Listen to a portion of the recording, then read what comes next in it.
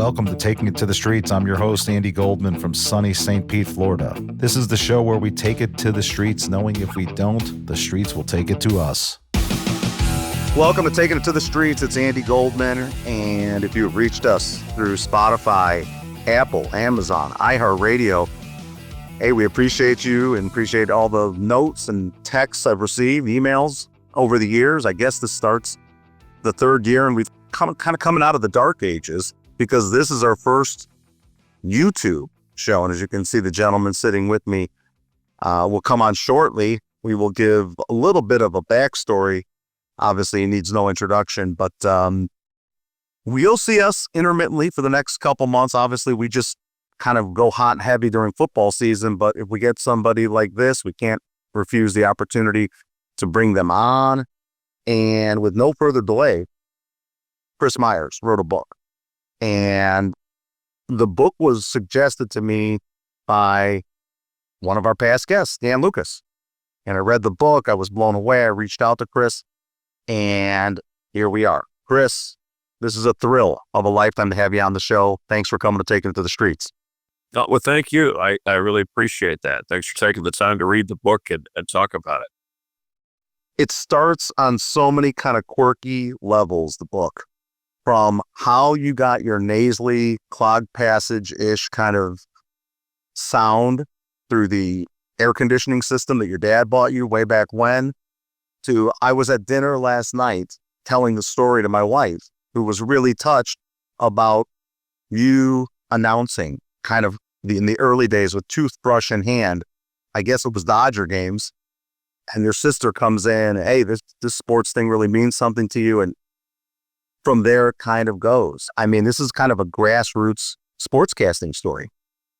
Yeah, I think, and I didn't want it to be all about me, because there's a lot of great sporting events that people can relate to that I covered from my years at ESPN and still at Fox now, and great sports personalities. But I thought it was important, and when they talked to me about writing the book, they want to know a little more about me and my upbringings and how it influenced me, not only to choose the path that I did in sports broadcasting, but interacting with certain personalities and some tough interviews and some tough situations and reporting on sports, not just the fun and games, but just kind of why I got into it. And I think I think we can all, it's really a life journey and about how we're all influenced from family, friends, little things that happen. And I didn't realize it, a lot of that at the time, how it was building towards helping the voice go deeper, or helping me having a big family and interacting, or just some of those things that later, before and I envisioned, everybody else wanted, not everybody, but a lot of kids wanted to be baseball players or football players. I wanted to be the announcer or the interviewer. That was kind of my thing. I knew that at an early age, which I think helped and goes hand in hand with some of the grassroots you're talking about. So I hope people are inspired by the book. I mean, there's some rough spots, and just like life, I mean, just like in sports. And so it's kind of a journey over 3 or 4 decades from my youth and into sports broadcasting. But I do think a lot of things, we don't realize them at the time. They're very important to us if you stop and grasp them and think about them. Well, there's so much of this book we could talk about, and we'd go on forever and ever. So what I did was I picked out really the topics that most intrigued me, that resonated, like you talking, doing broadcasting with the toothbrush. It's probably trying to stay out of the earshot of your family and not bother them, but yet, you're yelling at the top of your lung, Right. Who knows what. And that really intrigued me, along with, now imagine this, people that are watching this. So Chris used to call in, and he and I have been texting each other the last couple of days with just different thoughts I've had while reading this book. This almost reminds me of an Andy Kaufman kind of thing. He calls into a local Miami call-in talk show, sports show. He calls in as Chris from North Miami. He then later calls in as Duke, that's the Kaufman part, as Duke, I guess from North Miami as well, to affirm the views that Chris espoused earlier in the show. Is that valid? Yeah, that's it. Yeah, I did have caller ID that you were supposed to only call in really once a week. No, not to mention once at night, or both of them. But as I was supposed to be doing my homework, and I had the deeper voice, and I was doing homework, but I was also listening to sports talk radio and any sports I could listen to on the radio obviously, because TV I couldn't watch while I was supposed to be doing homework. So yes, Chris from Miami, and then it was Duke from North Miami, and it kind of disguised the voice. It was kind of a Johnny Cash, John Wayne sounding gravelly, to agree with my earlier call and have more of a chance. Really, what it was about was that when I look back, and not to deceive, but I was, just get more time to talk sports, and that's where somebody would listen and wanted to engage with what I had to say, and they invited me in a fan night down at this WKAT in Miami Beach, a radio station down there on the beach where Larry King had worked doing different shows. Anyway, in his earlier years, they invited different people down, regular callers, fans, so they invited both of me, and I had to tell my father. He said, "Well, I'll drive you down there." I didn't have my license, so you're gonna have to be honest with them that you're the same guy. And I thought they were gonna tell me to beat it, but they were like, "Hey, there's this kid here says he's Chris and he's also Duke." And so from there, they ended up hiring me to work weekends. And they said, "When you get your license, we can do more." And that's kind of how I got into the radio business while at high school. So I was 16 when I did my own radio show on the weekends for this station, and then later, went through the transition of going into television. But that was the beginning, and it was and I learned a couple of lessons there. Obviously, be creative, but also you got to be more straightforward and honest with people about things. And it just kind of was a path. I didn't sit down and say, "Hey, this is going to be my path." It really was just following my passion. But somebody always told me to don't only follow your passion, follow your talent. Your talent. And a little bit of that talent was having a voice that I could use kind of as my ticket. I wasn't just, I hate to say this, but another kid calling in to say, "Yeah, how about those Dolphins," or whatever. The great thing about writing a book, I would assume, is how liberating it truly is. It really, then, especially a book like this, becomes like your diary, your legacy, however you want to put it. And the candor that you write with regard to different characters, it's not disparaging, it's candor. There's a difference. O.J. Simpson. There's a candor in the way you write. We don't like the O.J. Simpson topic on this show because it's been done too many times. We know how it begins, ends. But that was the greatness of your book, was that your book also, with respect, understood that this is a tired subject. And what you did was, since I believe your interview on Up Close was the first big get after the criminal trial, you did a live. Yeah, was it after the civil trial or was it after the criminal?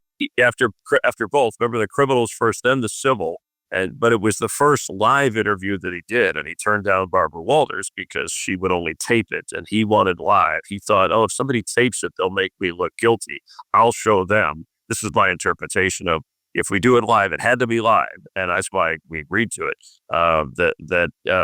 He thought he could spin his whatever he believed in, that he was innocent, which we know is not the case. But that's how we ended up doing it. And he watched the show years before when White Firestone was on, who hosted it, and he thought the show was fair with athletes when they dealt with difficult subjects. Nothing like this, of course. And some people were critical about me even doing the interview because they thought I was glorifying him. When I killer web, we didn't talk sports, and that's the one thing that bothered him at the end. And he's the only guest I never shook his hand. But you make a good point, Andy, about the candor, because I didn't want to be judge or jury. I just wanted to ask the questions that we would have wanted to ask had he taken the stand, or if we were all there, in the jury or at the trial, where we could ask him some more details that weren't covered and other excuses in his being found, not guilty or not proven that he was guilty in this case.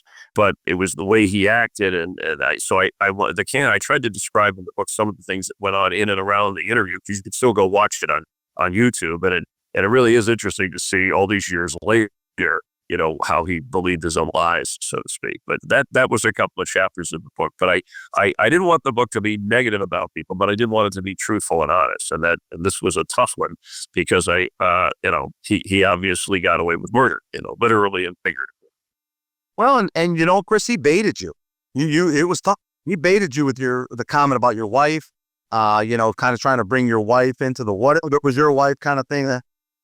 That's tough for a guy, no matter if it's an interview or not, to not engage in battle, and especially when you're looking at a despicable, disgusting person like O.J. Simpson. It's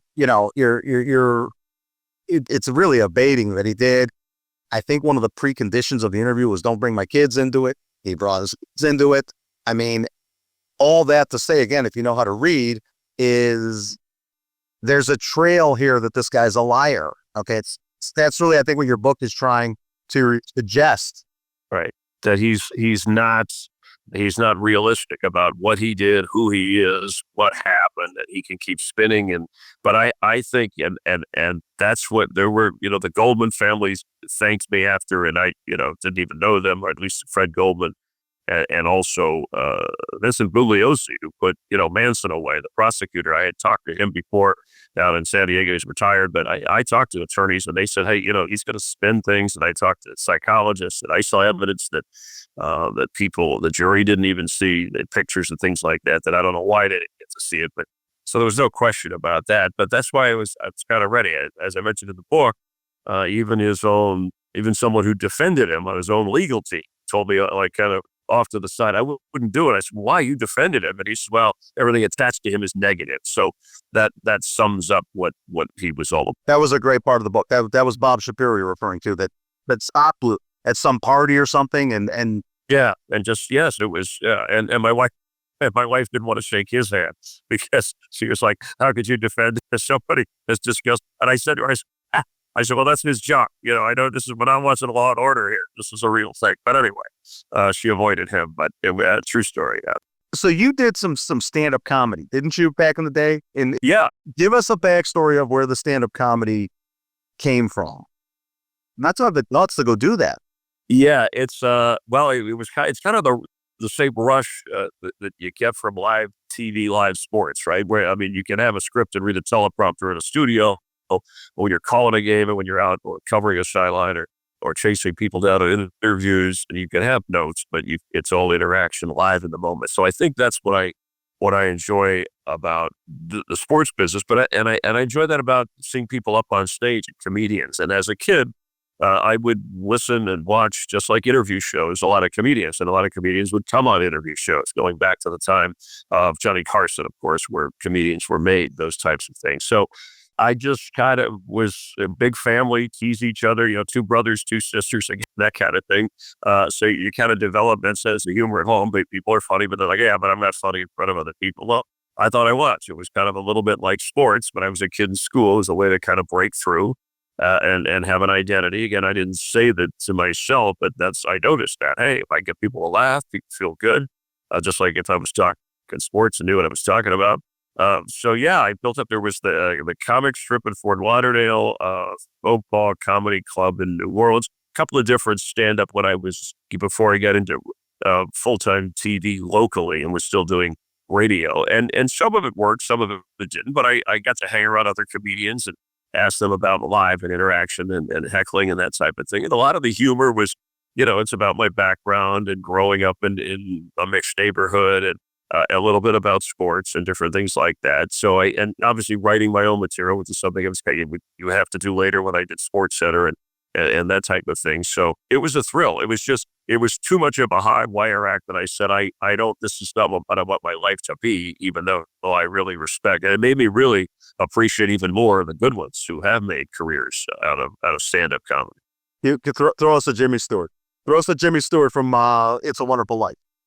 So, I don't know, Mary. I think of it. I think you have to try. If you don't try, you don't do. And if you don't do, then why are we on this earth? Something like that. It's a little stale now, but that's kind of what I did as a kid. It was a little love it. Why do I not like when I read your book, Johnny Carson? Okay, it's a subtle thing you devote. It's very interesting because I want to tell the viewers where that comment comes from. I love Johnny Carson, okay? And I'm reading this book and I'm almost excited when I see the Johnny Carson's coming up. So Chris also loves Johnny Carson, and he runs into him at a tennis tournament. Remember, Johnny Carson was a huge tennis buff. And Chris makes sure that they're not in the middle of a point and he's not eating. Now I get my courage up. It's cool. I'm going to go over and tell him about this shtick that we're basically doing at ESPN. Back in the early days, he's a partner with Mike Tirico on SportsCenter. And correct me if I'm wrong, Chris, it was something to the effect of, Johnny's line was, "I never knew that." I know he would say, I did not, I did not. So I guess he would say, I did not know that. That was kind of got his thing. So Tarico at the end of a Sports Center show, late when we were doing the 2 a.m. Eastern, 11 Pacific, would throw out a nugget when we were filling time. And I would say, hey, the Rangers, da da da da.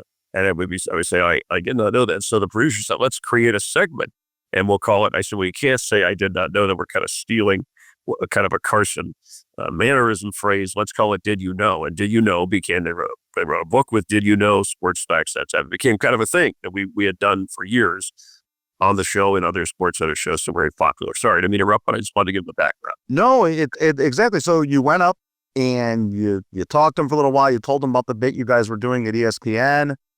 And he acknowledged you and said, hey, I watch ESPN. It seems like I know who you guys are. And then you gave him that story you just said about, I did not know that, how you kind of switched it to yours. And he got up, looked you in the eye and said, I did not know that. And he walked away. Yes. But it was, and I'm sorry if I wrote it that way. It was a respectful, I took it as the great Johnny Carson. Everybody's practically retired at this point. And he said, I know you are. I want whatever. And then he said, I did not know that. It wasn't like he was blowing me off. It was like a little bit of humor. That's how I took it. Okay. Well, there's a chapter break, if my memory serves, after you're done writing that. So it gives off this wistful, what might have been kind of thing with Ursuline. And it feels like he was dismissive.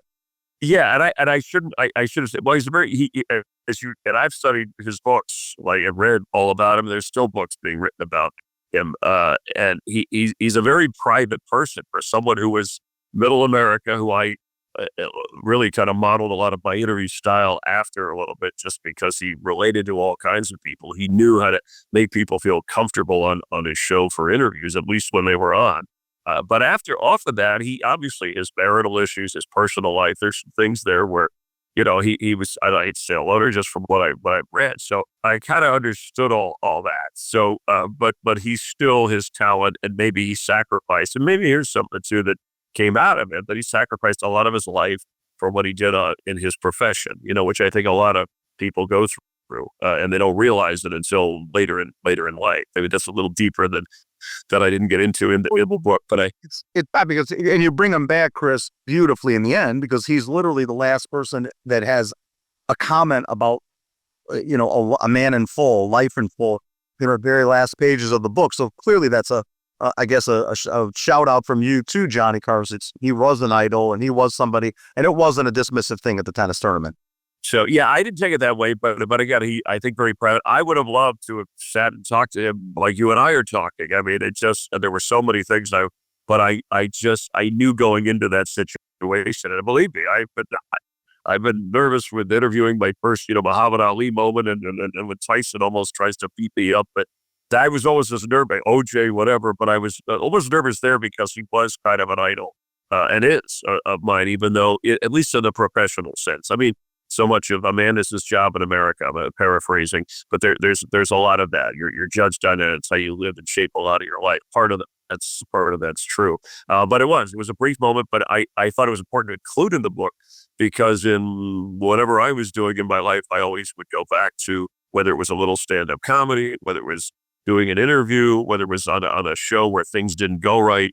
A little bit of Carson would flicker in the back of my mind. Oh, how did he? It would be a stare, or he made light of it, or he brought the guest in to make them feel the situation.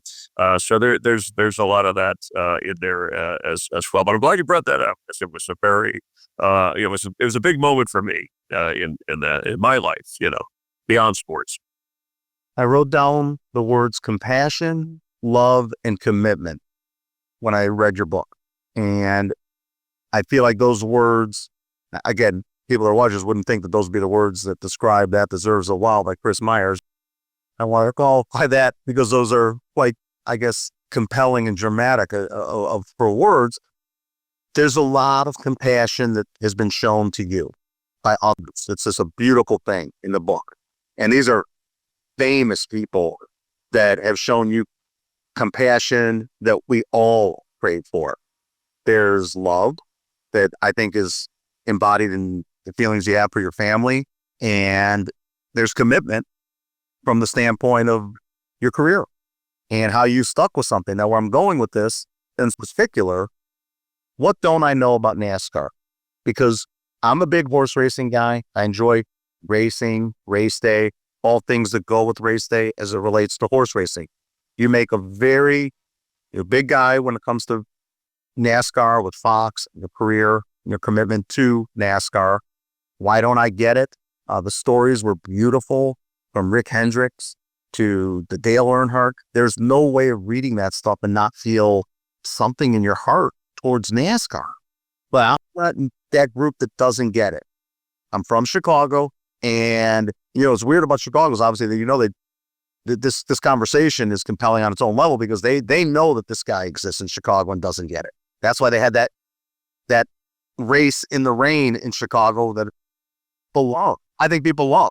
So you take it from there, Chris. Am I onto something as far as the? Well, no, you're not missing it, and I don't like. It's like I relate it a little bit to people who don't get soccer or don't like it. People keep pushing it in the U.S. Look how popular internationally it is. Of course, the number one sport, and it's popular here, and it's great here. And the World Cup comes around, everybody thinks, hey, it's going to overtake football or baseball.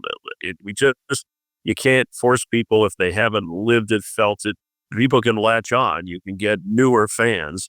And NASCAR, believe, as I mentioned in the book, my brothers were car guys. You don't have to be a gearhead, first of all, to appreciate NASCAR. That's my opening remark on that.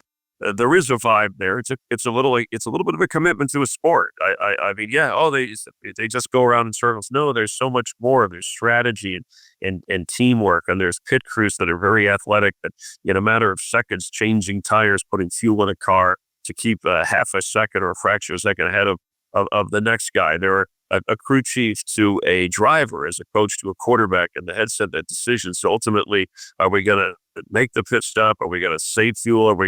How aggressive are we going to bump somebody at 190 miles an hour and maybe cause a wreck for all of us, or maybe get them out of the way and win?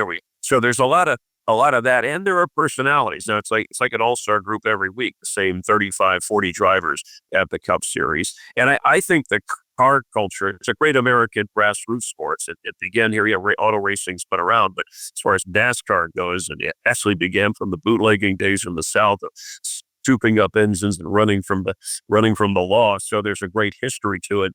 But when I got into it, I was I was referred to as a stick and ball guy because I love football and baseball and those sports. And then I got in and I looked more at the personalities and the drivers and some of the things I just mentioned.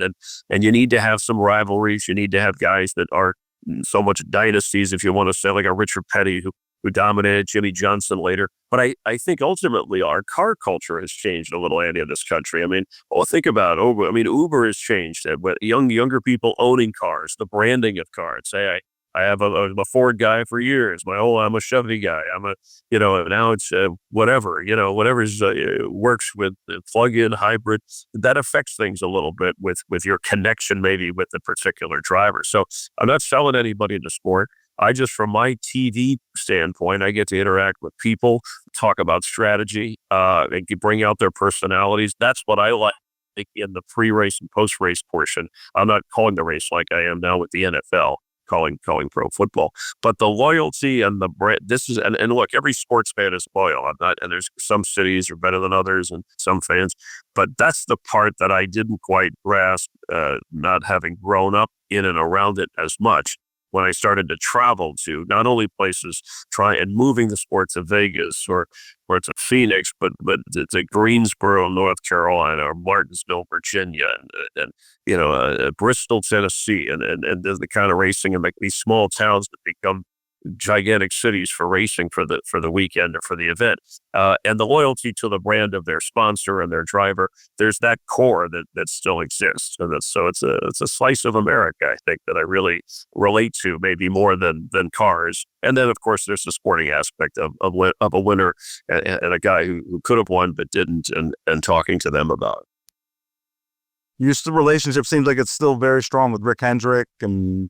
Yes, I lean on him quite a bit, because of the fact that he lost a son. I lost a son. I didn't really know him. He reached out. It's a very tragic thing to go through for a family, and nobody could really say or guide you in any way. And it's maybe people who've been through it. And that's where he stood out as somebody who was he's really for those that don't follow NASCAR, I mean, his teams, Jeff Gordon, et cetera, championship. I mean, he has more championships than any race team in NASCAR. He's also owns a number of auto dealerships and has dealt with some tragedy in his life, but a kind soul behind the scenes who, and more than me, has helped a lot of other people. And I think that, you mentioned It's a Wonderful Life. I think there's a lot of people you run into to be successful or to go through your life when you have problems that reach out and help that you don't expect. And certainly I saw that, not just people from NASCAR and Rick Hendrick. He stood out because of his experience being closer to mine, but from a lot of people in sports beyond my family. This episode of Taking It to the Streets is brought to you by Wrightwood Medical, the leader in used and refurbished medical equipment. Wrightwood specializes in ultrasound equipment, but can also be your vendor of choice when sourcing lower cost alternatives for your operating room suites, scanning the entire medical spectrum. From single physician offices to larger hospitals, Wrightwood is the lower cost solution for your everyday medical equipment needs, and all of Wrightwood's equipment comes with warranty. You can reach Wrightwood directly at www.wrightwoodmedical.com. That is with a W, WRIGHTWOOD medical, or 773-848-7100. Again, 773-848-7100. If it's used medical equipment, it's Wrightwood Medical.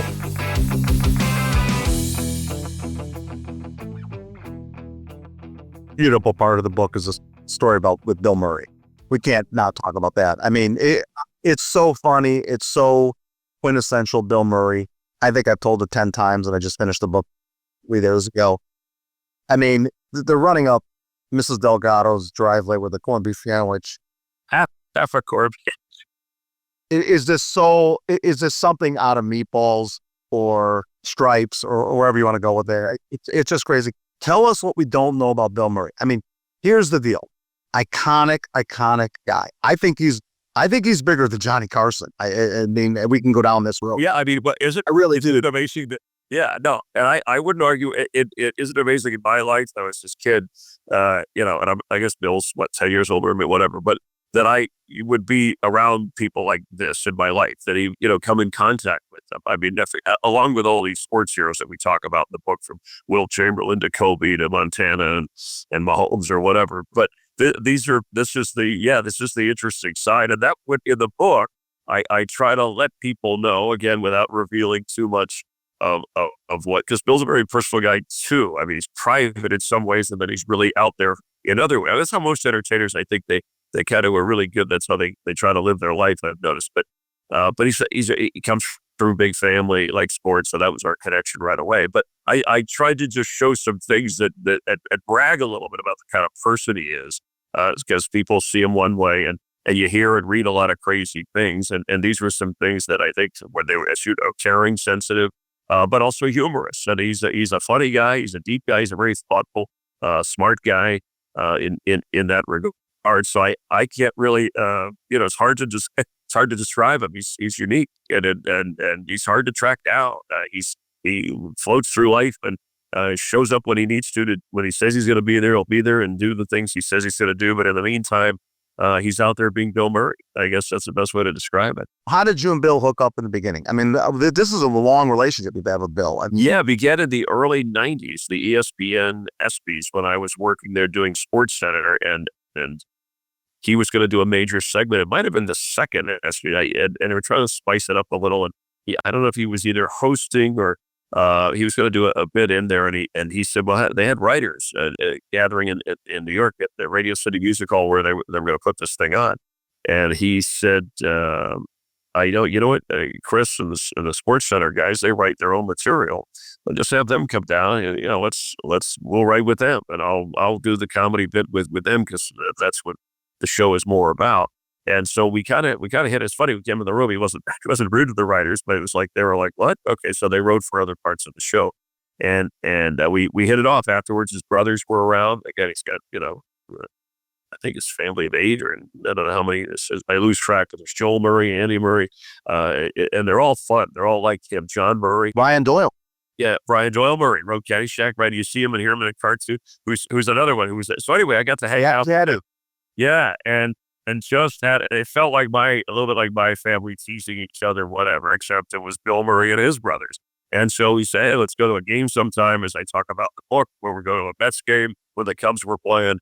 And then there was a charity golf event out here. He's created his own the Caddyshack Murray Brothers charity event that they have down in Jacksonville, just outside of Jacksonville, Florida. So the relationship kind of just grew from there. I mean, and he was very helpful too when I would do Up Close. He would come on if he was talking about golf or we was doing his Pebble Beach routine or talk about the Cubs and that kind of stuff. But I think, I don't know, just it was my line. And, I mentioned this in the book and I really have, this has worked for me and I really have lived this, is that treat a famous person like a regular guy and a regular guy like a famous person. And that way you're not intimidated by anybody, but you also don't overlook anybody or their story. And I think most people feel comfortable that way on both sides. And that kind of was an example of that from an early part of this. And I felt I didn't want to pressure him in writing the foreword or some of the stories, but I wanted to make sure he was okay with things that I put in the book. Because there's a lot of things with some of the people I talk about that were too personal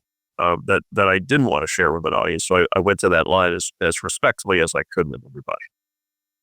I love that scene where you guys are at the Mets game, you and Bill, and he's heckling Mark Grace in the on-deck circle. Yeah. I think he's heckling him with, like you said, Pittsville or some minor league. Pittsfield, yeah, minor league. That Bill, he had some investments in minor league teams, but also the way that he showed up, because he's Bill Murray, and this is a new grasping thing for me. We get tickets behind home plate, but they're back, and he's got the bucket hat, the shirt. He looks like a lost tourist from Canada or something, and because he doesn't want people to recognize, to make a scene. You let them enjoy the game.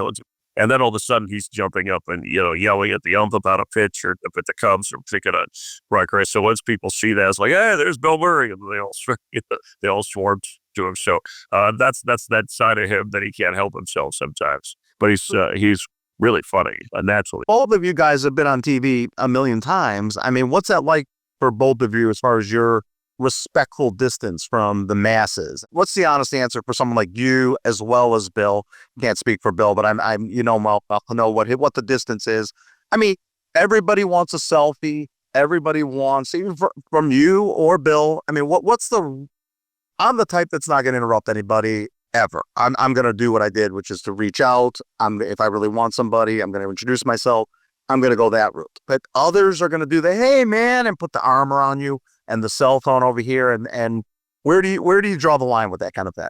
Well, you mentioned, we talked Johnny Carson earlier. I felt like a fan there, right? Even though it was a professional kind of thing. And so to interrupt, you got to be respectful of people's space. Are they eating dinner? Are they with their family? Are they in a conversation?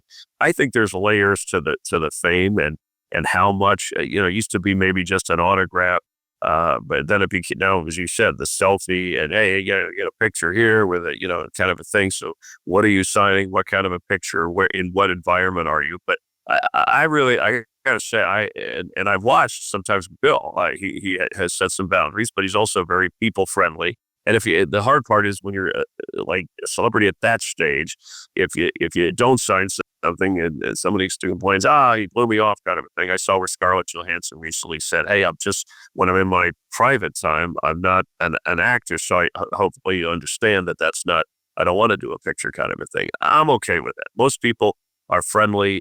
I've been on that side of it as a kid, as a sports fan, and also appreciating entertainers. So if somebody comes up and says hello, and if they're respectful about it, and can I get a picture or sign this for my kid, or I have this from when you did SportsCenter or whatever, Fox at the Super Bowl, I'll be glad to do it. And sometimes I usually like to, they'll ask me something about a team, but I think they really want to say something about their team. So I will engage for a few minutes because I usually kind of learn something from fans. Now again, sometimes you get fans that have had one too many and had a lot to drink, and they get a little carried away. So when there's somebody who's a heckler or rude, I'll just politely or as respectfully as I can avoid them. I don't want to get into an argument with them about their team or a broadcast, and I certainly don't want to be in a picture or around them because they're headed for trouble, and that's kind of the way. But that is very rare. At least it has been in my experience. What's your favorite Bill character, and what would you say he would say his favorite Bill character? Well, I don't, it's funny because he's gone from this comedic actor. He said he is sucked. He's about. And now he's this. There's a generation of people, unless they go back and watch old movies, who just think he's this serious guy and Lost in Translation, which is kind of a comedy, kind of serious, whatever. He likes that. He likes that role. I thought his role was good. The movie there didn't wow me as much. But anyway, I said that to him. He goes, "What are you saying?" It's one of those things. But well, I think it's funny. Some of we mentioned Meatballs, there's Caddyshack. I mean, but what about Bob's character to play a guy who's so annoying, like, and to watch Richard Dreyfuss freak out? I don't know why that just came to my mind. I loved Scrooge. It's one of my, every Christmas, right? It's a Wonderful Life. Scrooge. We always watch that. Yeah. And he and his brothers are in that. And I'm a big board, game player back in the day. As I tell you, I did that with guys at ESPN and Fox. And there's a scene where he's playing, the family is playing board games around Christmas. I don't know. But the brothers are in that. John Murray, I think it's Joel Murray. But anyway, that Scrooge is one that stands out. I'm trying to think of some of the more. There was a one about a singer in the Middle East. I remember when he was shooting it in Morocco. And Bruce Willis is briefly in it, and he's got a very different role in that. It's kind of where he's kind of an agent helping this woman who's her family doesn't want her to go into that kind of entertainment business, almost like an American Idol kind of a thing. Gosh, I wish I could remember the name of that. But so many Bill Murray movies Kingpin is another one. And I've asked him about doing a pickleball movie, which I think would be hysterical. Because anything he does is funny. I'm sure. And I did get to play pickleball with him and his brothers. He invited me out to golf down toward San Diego, and he hadn't played very much. So we had a blast doing that. That was entertaining. For my 2 cents, my vote is categorically Meatballs. Okay. Being from the North Shore of Chicago, which is also where Bill's from, there's nothing more authentic to the experience of being from the North Shore of Chicago than overnight camp. And I just think him as the counselor, as well as sometimes program director for the other camp Mohawk, there's so much, and leading the spaz chants and doing the "It Just Doesn't Matter" speech, and then the Hook horror story by the campfire, and those are to me. Those are me. Yeah, no, and Stripes, any movie, and a lot of quotable lines. We ended up using lines like Caddyshack and from Meatball. You yourself using these expressions as you're growing up from a lot of his movies and the way they were delivered. Yeah, he wears his Chicago-ness very well to this day. He's really proud of that. You think Mark Grace knew who he was when he was heckling up baseball players? That's the thing. When I'm reading it, I'm wondering, does Mark Grace? It reads like, yes, Mark Grace knew who he was. Absolutely. Yes, he absolutely alerted. It was like, oh, hey, Bill. And I should have, again, when you're writing and putting a book together, but there was a definite connection because Bill had invested in, there was a chance he could have bought the Cubs at one point, and that would have been a good thing. But he's invested in some minor league teams along the way. I'm trying to think. There was one in Minneapolis, St. Paul, and from some connection of the Bill Veeck family, just again, him and Billy Crystal, like they would have preferred to have been baseball players, shortstops for their teams, Yankees and Cubs. That would have been, I think, their ideal dream if you asked them. And obviously they had successful careers doing other things. Tell us about the early days, if you would, up at ESPN. I'm fascinated by that culture, those stories. I know you can go on too long, so I'll make it as steep as I can. When I first wanted to be in sportscasting, summer of 1989, I did an internship at CNN Sports, and I loved every second of it. I still keep in touch with a lot of those guys. It was a dream team that was at CNN that time. You had Nick and Fred that did the nightly show, but all the other guys, and some have been on this podcast, Van Earl Wright, Anna Sormer, Hicks. You had Jerome Jaranovich, yes, all the guys that did that was Headline Sports. So I digress. The point being is that in reading your book, it brought back memories of that summer because we did everything but have mud wrestling inside of one CNN center. It was debauchery. It was fun. It was wild.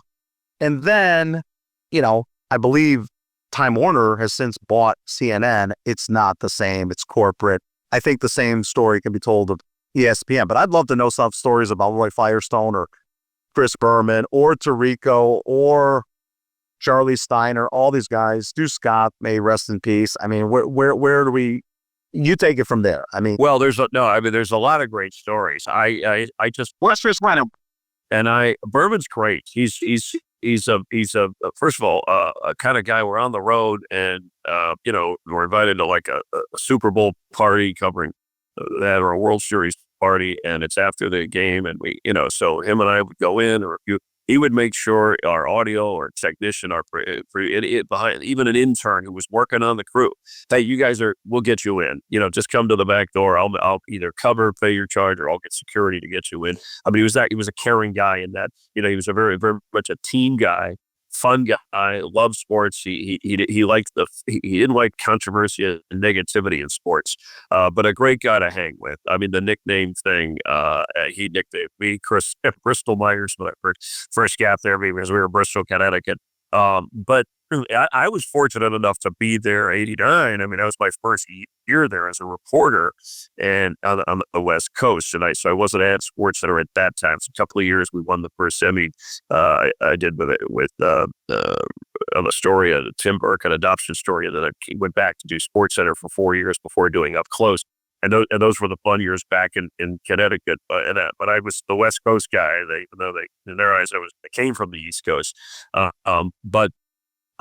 We really, it's a lot like what you said. We got to live sports. We wrote our own material. We were creative, and there wasn't a whole lot to do outside of, as younger people in the business, whether you were on the air or off the air. So, we played pickup basketball games. The guys play hockey, the golf sometimes. I created this touch football league that we had a lot of guys, Rob Stone, who later is at Fox, would play, and a lot of the guys would come out, and we had game night where we would play board games like Monopoly or Taboo or Clue or that kind of stuff. We'd have people over, so that was that kind of thing. But it was a fun room. I mean, it was working with Linda Cohn, Craig Kilmore, a lot of different personalities. And it was the developing years of the thing then. It was the only game in town, no disrespect to the CNN group at the time, but it was a news network. We were a sports network, so we didn't get cut into or preempted because of major news events that you do on local TV or other places at the time. Of course, now every sport has their own channel, and there's FS1, and there's all these other options to ESPN2, ESPNU, but at the time, that's where you went, especially for college, not just scores and highlights. We became personalities, and they gave us the room to have some fun, and then they got the rights for baseball and football, and obviously the network continued to grow before they were bought by Disney, and changed a little bit of the planning and how you're just a sports empire versus being part of Hollywood productions and theme parks and things like that. So, but I got to say, it was a really good group of people behind the scenes too. Worked with some really hardworking, young, talented, whether they were producers, but everybody. I mean, you could wear your college or the team you rooted for, and there would be debates about sports and different athletes. And it was, I was to say, it was about, I call it the golden years of ESPN through the '90s. Because everybody loved it, SportsCenter. And the funny story I write in there is I was out as a reporter early, and this was about when ESPN was 10 years old, and I had an ESPN mic flag trying to get in to talk to Frank Robinson as a manager crowd at spring training, and I said, hey, do you have a moment for ESPN? He said, ESPN, what's that, a Spanish network there? And everybody laughed. And and I said, no, and so it went from that to a few years later, like ESPN, hold on, everybody. ESPN is here. So I need to do an interview with ESPN. I mean, that's how big and popular they became before the competition became thicker. Rick Hendricks dealt with loss on a very major level. There was even a sadness with Coach Wood talking about his wife, Natalie. Obviously, you had a major loss with your son, and it's beautifully written in the book. For those people watching this, how do you get through it? How do you get through the day-to-day, the 5-year mark, the 10-year mark? What, if you don't mind me asking, how do you get through the pain? Yeah, that's what you're trying to get through is the pain, because you're never through it. It's always with you. It's just beneath the surface. I I was able, and my family, again, I think people do help. Some people aren't sure how, but just knowing people are there if you need them. People who have gone through these kinds of losses before can offer what they experienced, and I think it does help. But ultimately, you're realistic about, you're thankful for the time you had with them. And, you hope in whatever your beliefs are, and you believe that you're going to see them again in some form or reconnect in some form. This isn't just yet. That's the best way that I've learned to cope. From a wise guy like John Wooden to someone who's gone through losing his wife a lot earlier, who he was so close to a Rick Hendrick, the car owner who lost his son, doing what in a passionate sport, doing what he loves best. Even Johnny Carson, who lost his son, although his son was a lot older, it doesn't matter whatever age or how they die, it's that they're gone and that you miss him. Carson was never the same, even undoing it. I watched closely. It's funny, even before I knew I was going to experience losing a son, it just changes you in a way that you have to fight back. The pain, the anger, you feel guilty sometimes not thinking about them enough. If you do think too much, sometimes it saddens you. So you have to find that level. But ultimately, that was it. What I mentioned. You're thankful and you appreciated the time you had. You wish you had more. And if you knew, you would spend more time with them. And hopefully you reconnect again. Chris texted me a couple days ago and said it's a blend of Almost Famous and Forrest Gump with a sports vibe. I thought that was so interesting. I wanted to share that with the people that like the show. If you like this show, you're going to love That Deserves a Wow. We could go on forever. Chris, I hope we could do it again. This has really been a great, great illuminating experience, just being able to talk to you.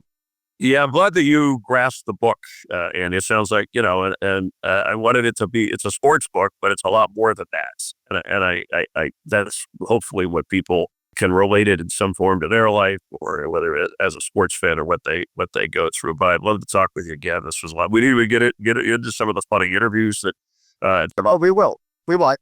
I'm just trying to keep doing it for your time. I trust it. I could go on forever, but I will take you up on a second one because this was really great. Yeah, and I'd love to come on during football season and talk NFL too as well. That would be a lot of fun. Perfect. Chris, thank you so much. All right, thank you. Keep up the good work. Appreciate it.